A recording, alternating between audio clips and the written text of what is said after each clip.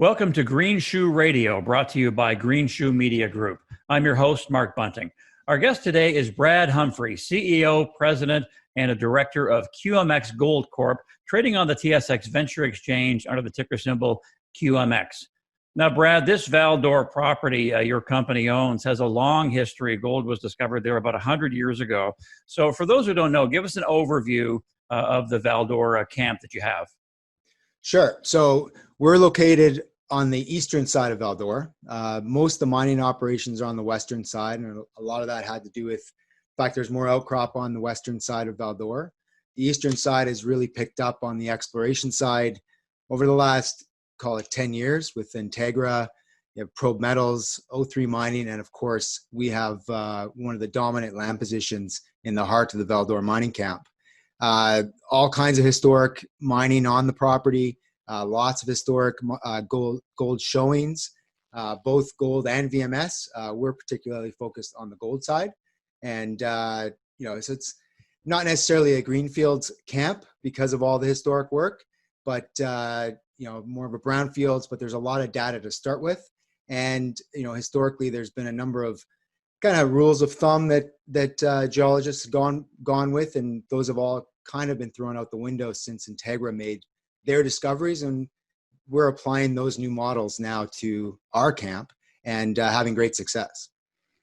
Now, as far as the strategy, I know that the company sort of refocused, re-strategized in 2017. Bring us up to speed now as to what you're trying to prove there in terms of proving it out, and what kind of news flow can investors expect into 2021? Sure, great question. So we did go through a refocusing, we call it, in 2016, 2017.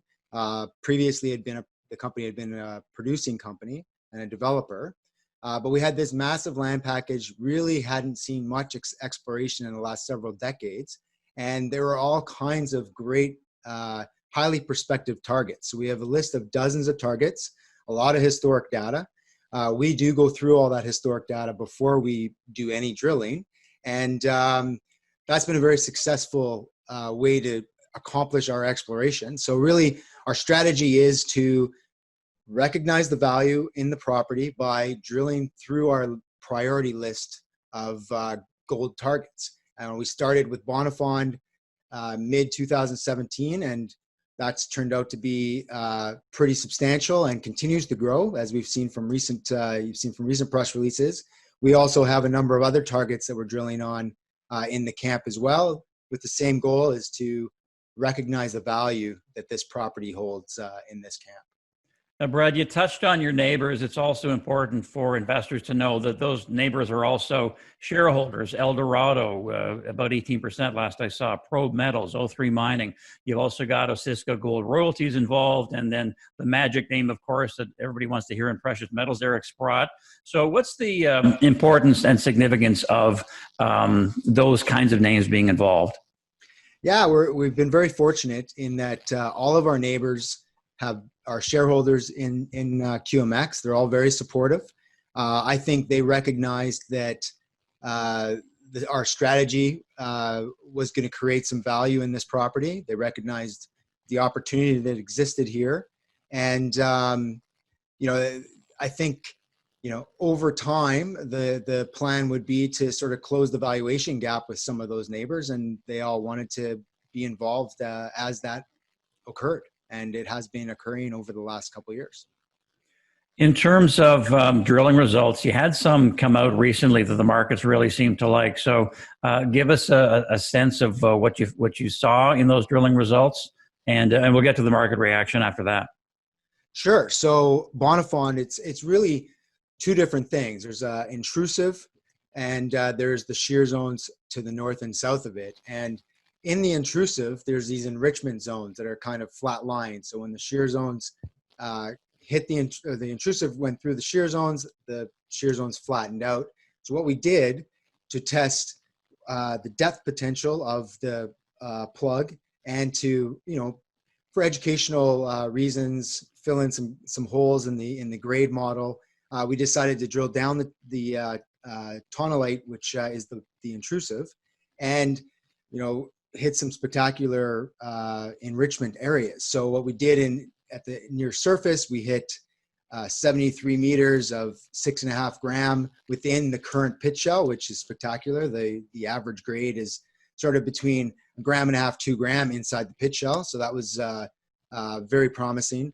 And then below the pit, we showed that the mineralization does continue down at least another 1,000 meters. And at the bottom of the hole, we hit another high grade shear enrichment zone that's probably shear zone that comes through of 4 meters of 35 grams. So very mineable, fits in with the model that we've developed down to about 500 meters, and shows that model likely exists below that down to at least the hole went 1,100 meters. So pretty exciting just to show the growth potential or expansion potential of the Bonifon deposit.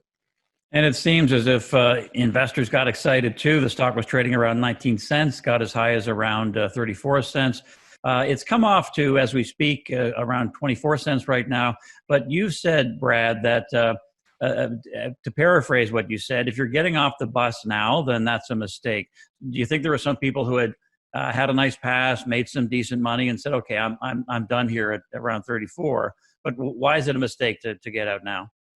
Oh, I agree that if you were in the story last year at 5, 6, 7 cents and you saw the stock go up to 30, that's a good pass. And everybody can sell whenever they feel that that's the right time for them.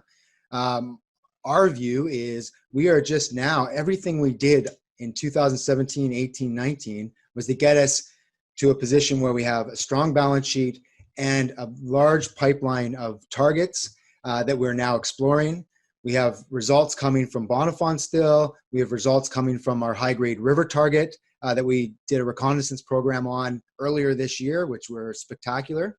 Those results are, come in the next few weeks will be out. More Bonifon results will be out in the next few weeks. And then even beyond that, our winter program is going to also include a target called BevCon. And BevCon is just to the east of Bonifon. There's a 5-kilometer trend between the two targets that look very prospective. There could be other Bonifon type deposits there that we have just scratching the surface on. And I think that that is going to recognize or bring to the surface a lot of value in this property. So my personal view is that we still have a lot of upside to go. And, if you were selling here, you will not participate in that upside. Brad, you struck a deal recently with O3 Mining for your mill, which gives them the option to buy it over the next 6 years for $5 million. What's the thinking there? Yeah, so I think that's a great example of how two companies can sit down together and come up with a transaction that is a win-win. So when we sat down with O3, we each had specific objectives to get out of that type of transaction. And ours was, we did not want to lose access to the throughput rate we have today. And they wanted access to already a disturbed area with the appropriate permits to process their material, so they can expand or do whatever they would like to do. So in the end, nothing really changes for QMX. And in the end, O3 now has access to a place to potentially process their material. So it's a true win-win, a way you can be creative in the mining industry and come up with a great transaction, in my view. For us, our focus is on exploration. We have so much still to touch on. Like I said numerous times, is we're just scratching the surface on this property. It's 200 square kilometers in the middle of the Val-d'Or camp with all kinds of historic gold showing. So the production side was less of a focus. We do evaluate custom milling opportunities when they arise, but that's not our primary business. Our primary business right now is to realize as much value as we can from the drill bit. So this was a transaction that helps us with some of the costs. There is a component where they participate in the annual costs to maintain the property. And in the end, we don't lose that access to throughput if we were, for example, to bring something like river into production quickly, we'd be able to process that material. Do you want to just say those last couple of sentences again? Because you froze up there. You pretty well got through the whole thing. You just summarize it again at the end there in terms of why it's a win-win. This is a great example of a win-win where both sides can feel that they're achieving their objective at the end of the transaction, and it just shows that you can be creative in the mining business and have a transaction that where both parties feel like they came away with a win. If we were to go into production at the river target in a relatively short period of time, we would have access to that throughput at cost. So nothing really changes for QMX, and O3 also gets access to somewhere to process their material as they advance their projects. In terms of funding, Brad, QMX Gold recently raised $6 million. So are you nicely funded right now and cashed up? And how long is that going to last you? Yeah, we're fully funded for everything we have in the pipeline right now. There's no plans on doing any kind of private placements in the near term. We will once we get our budgets together and get more results from the river zone, Bonafide, build out the program for BevCon and other areas that we want to touch on in the winter program. We'll build out that budget, and then we'll make a decision on how to go about funding that drilling for 2021. But for 2020, we're in good shape, best shape the company's been in since 2016 or even before that. And there's no reason for us to be going to the market at current. And then the magic question, the multi-million-dollar question that so many investors always like to hear about in terms of cases like yours. For example, you've got Integra, which was taken out by Eldorado near you for nearly $600 million. So give us a sense of what the timeline might be as to when your company has to make a decision on, okay, we're going to develop this ourselves, or one of our neighbors is going to knock on our door and say, hey, we're ready to take you out. What does that look like? Yeah, so there's always the two paths. So there's that path to M&A where you attract, create enough value or enough potential blue sky that one of your large shareholders or one of your neighbors or some other strategic comes in and decides that they would like to continue with that project going forward. And then there's the other path that we're on. That one sort of moves on its own. We're on the path where we have lots of potential targets still to evaluate and drill. We have Bonafide, which is shaping up nicely. We have a new resource coming out in the next couple of weeks at Bonafide that will see a meaningful increase. And there'll be other updates, as you can see from the drilling that's been coming out recently. That's continuing to expand. We believe that is just the start of that particular area. So the eastern side of our property, there's a 5-kilometer trend between Bonafide and BevCon, where we believe there's other potential Bonafides. And we wouldn't move forward on a production or a development decision on that target until we had a better sense of what is happening over that 5 kilometers. And we're still very early in that process. So that's not something that we'll be moving forward in the near term. That'll be primarily drilling and exploration. The river target, that's something that's high grades, relatively near surface, fairly close to our milling facility. If we were at some point a couple years out decide to move that forward, that would be a relatively quick and easy project to develop. But that's not really on our short to medium term time horizon. Right now, we're focused on exploration. And if we attract attention from strategics along the way, well, we'll evaluate those opportunities as they come up. And lastly, Brad, just sum it up for us. So what's the investment case? Because as you know, there are so many precious metal stories out there. Investors have a lot to look at and a lot to filter through. So make the case that QMX is a place investors want to pay attention and maybe invest a bit of money.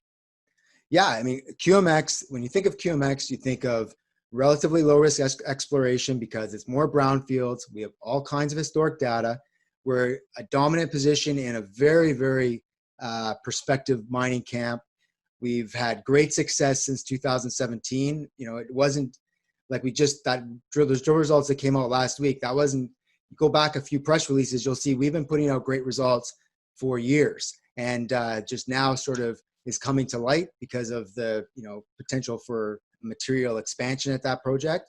But if you look at the valuation gap between us and our neighbors, and you see that we sort of started a couple of years behind, yet don't have to go up that same learning curve on developing the new geologic model. We're rapidly closing that gap, and I think that's the potential for new investors to come in now while we're in that process, and before we attract a strategic to come in, or continue to put out great discoveries. Like I said earlier, we are just scratching the surface. We have a list of dozens of targets, and Bonifon was one of the first, and we're still drilling Bonifon.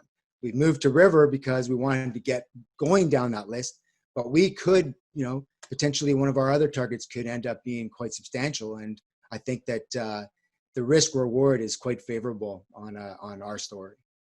Thanks for your time today, Brad, and good luck with everything. Thank you so much for your time. You've been listening to Greenshoe Radio, brought to you by Greenshoe Media Group. Our guest has been Brad Humphrey, CEO, President, and Director of QMX Gold Corp, trading on the TSX Venture Exchange under the ticker symbol QMX. Thanks a lot for listening. I'm Mark Bunting. We'll talk to you next time.